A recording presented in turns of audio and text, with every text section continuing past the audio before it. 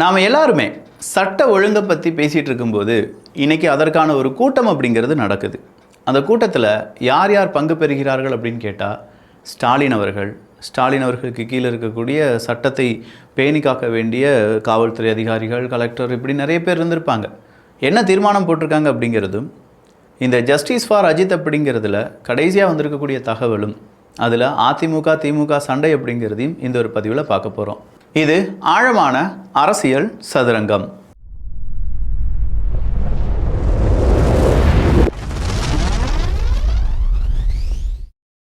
குற்றங்கள் நடக்காமல் தடுக்கப்பட வேண்டும் அப்படிங்கிறத கிட்டத்தட்ட 4 வருஷத்துக்கு பிறகு ஸ்டாலின் அவர்கள் கூறியிருக்கிறார்கள். அவர் அந்த சட்ட ஒழுங்கு அப்படிங்கிறதான அந்த மீட்டிங்கில் அவங்க சொல்லியிருக்கிறத பாருங்கள். குற்றங்கள் நடக்காமல் தடுக்கப்பட வேண்டும். மீறி நடந்தால் அதில் ஈடுபட்டவர் ரவுடி ஆனாலும், அரசியல் பின்புலம் கொண்டவரானாலும், காவலரே ஆனாலும் அதற்கான தண்டனையை விரைவில் பெற்றுத்தந்து நீதி நிலைநாட்டப்படும் ஆட்சியாகத்தான் திராவிட மாடல் அரசு திகழ்ந்து வருகிறது.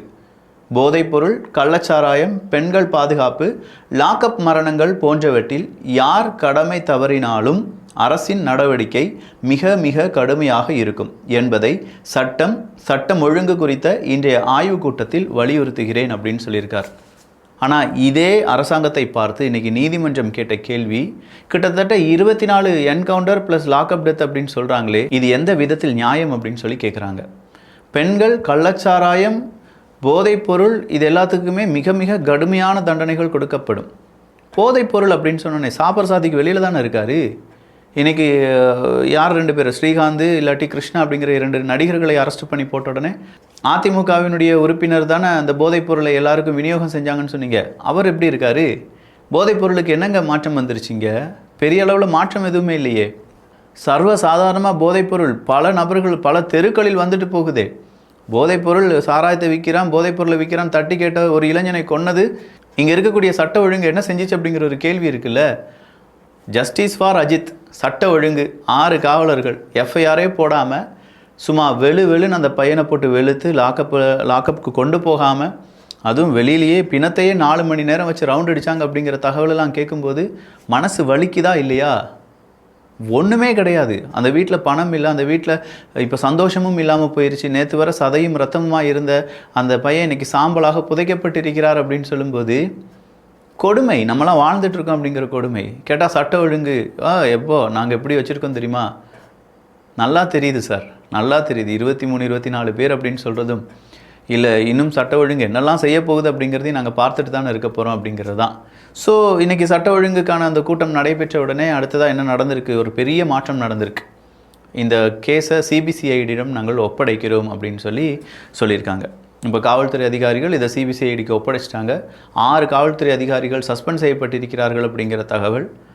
இதெல்லாம் ஒரு புறம் இருக்கட்டும். இன்றைக்கி 8 வயது சிறுமிக்கு ஒரு எஸ்ஐ ரொம்ப பெரிய அளவில் போதை ஊசி போட்டார் அப்படிங்கிற ஒரு தகவலை பாலிமர் நியூஸ்லேருந்து நிறைய நியூஸ் சொல்கிறாங்களே, இது சட்ட ஒழுங்கில் வருமா வராதா?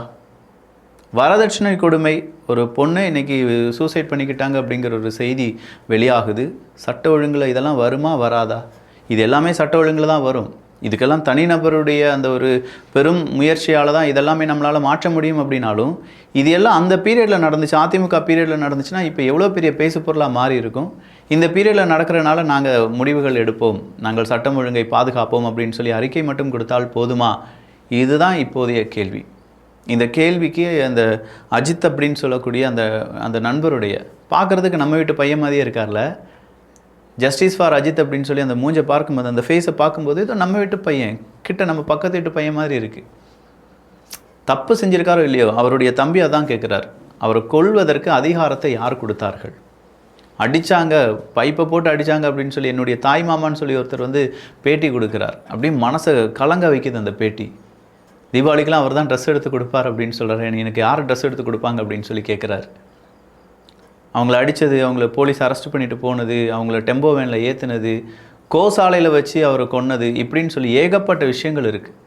இதில் போஸ்ட்மார்ட்டம் ரிப்போர்ட் அப்படின்னு சொல்கிறது, அது வர்றதுக்கு முன்னாடி உடலை தீயரித்தது, அதுக்கு பின்னாடி நிறைய நெகட்டிவ் சொல்லப்பட்டாலும் இங்கே இருக்கக்கூடிய அடுத்தடுத்த சிக்கலை கொஞ்சம் யோசிச்சு பாருங்கள். பெரிய அளவில் 18 காயங்கள் இருந்திருக்கான். இன்டர்னலாக ப்ளீடிங் இருந்திருக்குன்னு சொல்கிறாங்க. காது வழியாக ரத்தம் வந்துருச்சுன்னு சொல்கிறாங்க. தண்ணி கொடுக்காம, இந்த பக்கமாக சங்கு பகுதி இருக்குல்ல, இந்த பக்கமாக கூடுதல் அழுத்தம் காரணமாக அவன் இறந்திருக்கலாம் அப்படின்னு சொல்கிறாங்க. 9.5 பவுனுக்காக இப்படி ஒரு விசாரணை, அதுவும் தனிப்படை போட்டு ஒரு விசாரணை செஞ்சுருக்காங்க அப்படின்னு சொல்கிறத நம்மளால் அக்செப்டே பண்ண முடியலை. கார் காணாமல் போயிடுச்சு, ஒரு ஏக்கர் கணக்கில் நிலத்தை ஆட்டை போகிறதுக்கு தயாராக இருக்காங்க, கள்ளச்சாராயம் வைக்கிறாங்க அப்படின்னு சொல்லும்போது, இல்லாட்டி வன்புணர்வு செஞ்சிட்டாங்க அப்படின்னு சொல்லும்போதெல்லாம் தனிப்படை அமைப்பதற்கு 2-3 தினங்கள் ஆகும்போது ரிட்டன் கம்ப்ளைண்ட் கூட கிடையாது. ஜஸ்ட்டு ஃபோன் வழியாக இல்லாட்டி ஒரு கம்ப்ளைண்ட் கொடுத்துருக்காங்க. அதன் அடிப்படையில் ஒருத்தரவங்களை இவ்வளோ பெரிய அளவுக்கு அவங்க விசாரணை செஞ்சுருக்காங்க அப்படின்னா, ஒன்று இந்த கம்ப்ளைண்ட்டை கொடுத்தவங்க எவ்வளோ பெரிய ஆளாக இருக்கணும் அப்படிங்கிறதும், அப்படி இல்லைனா இந்த கம்ப்ளைண்ட்டுக்கு பின்னாடி வேறு ஏதாவது நோக்கங்கள் இருக்குது அப்படிங்கிறதும் தான். ஸோ இங்கே எல்லா வகையிலும் அரசாங்கத்துக்கு எதிராக, குறிப்பாக இந்த காவலாளிகளுக்கு எதிராக நீதிமன்றம் அவங்களுடைய சாட்டையை சுழட்டி இருக்கிறது. நீதிமன்றத்தின் சார்பாக மட்டும்தான் நமக்கு இனிமேல் நீதி கிடைக்கும் அப்படிங்கிற நம்பிக்கையில் இங்கே இருக்கக்கூடிய மக்கள் இருக்கிறார்கள். சட்ட ஒழுங்கு சரியாக்கப்படும். அடுத்ததாக செமையான ஒரு வீடியோ. நம்மலாம் இப்போ ஏதாவது வேலை செஞ்சுட்டு இருக்கும்போது ரீல்ஸ் பார்ப்போம்ல, ஆனால் மக்களுக்காக வேலை செய்கிறதுக்காக சென்னை மாமன்ற கூட்டத்தில் கவுன்சிலர்கள் அப்படிங்கிறத நம்மளை தேர்ந்தெடுத்திருக்கோம்ல, அந்த கவுன்சிலர்களை நம்ம தேர்ந்தெடுத்திருக்கோம். அந்த கவுன்சிலர்கள் என்ன செய்ய வேண்டும்? நம்ம சென்னை மாமன்ற கூட்டம் நடக்குது, யார் எப்படி பேசுகிறாங்க, எவ்வளோ செலவு பண்ணியிருக்காங்க, யார் யார் எப்படிலாம் அடுத்த கட்டத்தை நகர்த்த வேண்டும் அப்படின்னு சொல்லி ஐடியா வச்சுருக்காங்க, இதெல்லாம் கேட்க வேண்டிய கவுன்சிலர்கள் ரீல்ஸு, ஷார்ட்ஸு, மீனை கழுவுறது எப்படி, மீன் தோல் உரிப்பது எப்படி, இப்படிங்கிற அந்த ரீல்ஸையும் ஷார்ட்ஸையும் பார்த்துட்டு இருக்கிற அந்த வீடியோவை நீங்களே பாருங்கள் மக்களே, நீங்களே பாருங்கள். நல்லா இருக்குல்ல? நம்ம கவுன்சிலர்ஸுக்கு தான், வேறு யார்? எல்லோரும் சூப்பராக வேலை செஞ்சிட்ருக்காங்க. நம்புங்க, சட்ட ஒழுங்கு இவங்களால் காப்பாற்றப்படும். ஸ்டாலின் மாடல் திமுக அரசின் 25வது லாக்அப் மரணம். திருப்புவனம் அஜித்குமார் காவல் மரணத்திற்கு சேலம் மாநகர் மாவட்ட கழக செயலாளர் திரு AKSM பாலு அவர்கள் கடும் கண்டனம் அப்படின்னு சொல்லி ஜஸ்டிஸ் ஃபார் அஜித்குமார் அப்படிங்கிற பதாகைகளை இப்போ அதிமுகவை சார்ந்தவங்க ஏந்த ஆரம்பிச்சிருக்காங்க. ஏன்னா இதே மாதிரி லாக்டவுனில் தான் இந்த ஜெயராஜ் ஃபெனிக்ஸ் அப்படிங்கிறவங்களுடைய அந்த வழக்கு வருது. அதில் ஏகப்பட்ட திமுகவை சார்ந்தவங்க இதே மாதிரி பதாகைகள் ஒரு ஃப்ளெக்ஸ் போர்டு மாதிரி ஏந்திக்கிட்டு ஜஸ்டிஸ் ஃபார் சாத்தாங்குளம் இல்லாட்டி ஜெயராஜ் ஃபெனிக்ஸ் அப்படிலாம் சொல்லி கேட்டுட்டு இருந்தாங்க. ஸோ சேம் பேட்டர்ன் இப்போ அதிமுக கேட்டுட்ருக்காங்க. திமுக அதற்கு பதில் சொல்ல வேண்டிய இடத்தில் இருக்கிறார்கள். வேறு எதுவுமே மாறலை. ஆட்சி மாறி இருக்குது, காட்சி கொஞ்சம் மாறி இருக்குது. நீதி கேட்டு போராடக்கூடிய மனிதர்கள் நீதி கேட்டு போராடிக்கிட்டே இருக்காங்க. நீதி கொடுக்க வேண்டிய நீதிமன்றம் நீதியை விசாரித்து கொண்டே இருக்கிறது. நீதி நமக்காக காப்பாற்றப்பட வேண்டும் அப்படின்னு நினைக்கக்கூடிய காவல்துறை அதிகாரிகள் நம்மையே வேட்டையாடுகிறார்கள் அப்படின்னு சொல்கிற அந்த கலக்கத்துடன் மக்கள். 3 பைக் போயிட்டு இருக்கு, ஆப்போசிட்ல புல்லட் ஒருத்தர் வராரு, அண்ணன் பர்சன். நான் போய் நான் நிற்கிறாரு, அவர் கொஞ்சம் பின்னாடி போய் நான் 3 பேர் உள்ள போய்க்கலாம், கிராஸ் பண்ணி பாஸ் பண்ணிக்கலாம். ஆனால் அப்படியே நிற்கிறாரு, போக மாட்டேன்ற மாதிரி நிற்கிறாரு. முகமது ஷஃபீர் அப்படிங்கிறவர் ஒரு 2 தினங்களுக்கு முன்னாடி அவங்களுடைய பாப்பாவை LKG ஏதோ சேர்த்துருக்காங்க. ஸ்கூல் விட்டு குழந்தைய கூப்பிட்டு வர நேரத்தில் 3 பைக் ஒன்றா போயிருக்கு. எதிர்த்தாப்பில் ஒரு புல்லட் வண்டி வந்திருக்கு. வந்த வண்டி கொஞ்சம் சைடு கொடுத்துருந்தா அப்படியே அந்த 3 வண்டியும் போயிருப்பாங்க அப்படின்னு சொல்கிறாங்க. ஆனால் வந்தவர் அப்படியே நிற்கிறாரு. அப்போ இவர் நீங்கள் போங்க அப்படின்னு சொல்லும்போது நீ போயா அப்படின்னு சொல்லியிருக்காரு. என்னையா வாயா போயா பேசியிருக்க அப்படின்னா போடா வாடான்னு சொல்லி சண்டை ஆயிடுச்சு. இவரும் டாப் போட்டார், அவரும் டாப் போட்டார். புல்லட்லேருந்து இறங்கின மனுஷன் கேட்டிருக்காரு, நான் யார் தெரியுமா? நான் காவல்துறை அதிகாரி. நீங்கள் முறைச்சு ஏறிங்க அப்படின்னா அப்படின்றாரு. நீ போடா நம்ம சொல்லுவோம் சார், ஒருத்தர் போனா நம்ம சொல்லுவோம்ல, நீ போடா நான் சொன்னதுக்கு உடனே கீழே நில்லும் சொல்லி கீழே இறங்கி வந்து நான் யார் தெரியுமா உனக்கு, நான் இன்ஸ்பெக்டர். சரிங்க சார் வச்சு கும்மா அடின்னு இந்த இடத்துல அடிச்சிருக்காரு. அடிச்சுட்டு அந்த இடத்துல உட்கார வச்சிருக்காரு காவல்துறை அதிகாரி. கண்டிப்பாக புல்லட்டில் ஒரு 3rd person வந்திருக்கார் அப்படின்னு சொல்லி இந்த முகமது ஷஃபீர் அவர்கள் சொல்கிறார்கள் என்றால் அவர் யூனிஃபார்மில் இல்லை. யூனிஃபார்மில் இல்லாமல் ஒரு காவல்துறை அதிகாரி ஒரு சக மனிதனை கீழே உட்கார வச்சு நான் யார், நான் போலீஸு, நான் உன்னை என்ன வேணாலும் செய்வேன் அப்படின்னு சொல்லி அடித்தது அவர் பேட்டி கொடுக்கிறார். கை கட்டி வச்சுட்டு நம்ம இது பண்ண முடியாது, பண்ண முடியாது, எதுவும் பண்ண முடியாது. இன்ஸ்பெக்டர் வருமா சாதா பொதுமக்கள் இல்லை, நான் தான் நின்று நான் போட்டு குத்துறா சார் முடியும். நான் லீகலாக போயின்னு சொன்னதுக்கு நீ லீகலாலாம் போவியா அப்படின்னு சொல்லி மிரட்டினதாக சொல்லப்படுது. இதே காவல்துறை அதிகாரிகள் இப்படி நடப்பது, மக்களிடம் இப்படி நடப்பது, காவல்துறை உங்களுடைய நண்பன் அப்படின்னு சொல்லி இவ்வளோ நாள் கட்டமைத்த பிம்பத்திற்கு பெரும் ஆபத்து அப்படிங்கிறதை விளைவிக்கிறது. அடுத்ததாக வேறொரு காவல்துறை அதிகாரி அதே யூனிஃபார்ம்லாம் போட்டுட்டு வாங்குகின்றது கவர்மெண்ட் சம்பளம், பின்ன எதுக்கு மாமூல் வாங்கணும் அப்படின்னு சொல்லி நேராக டாஸ்மாக் கடையெல்லாம் போய் மாமூல் வாங்கக்கூடிய அந்த வீடியோ ரொம்ப பெரிய அளவில் வைரல். மாமூல் இதெல்லாம் வாங்குறதுக்கு எதுக்கு இங்கே காவல்துறையில் பணிக்கு சேர வேண்டும்? அதுக்கு பேசாமல் கட்ட பஞ்சாயத்து ஏதாவது செஞ்சுட்டு போயிடலாம்ல அப்படின்னு சொல்லி ஒரு தாட் வருதா இல்லையா?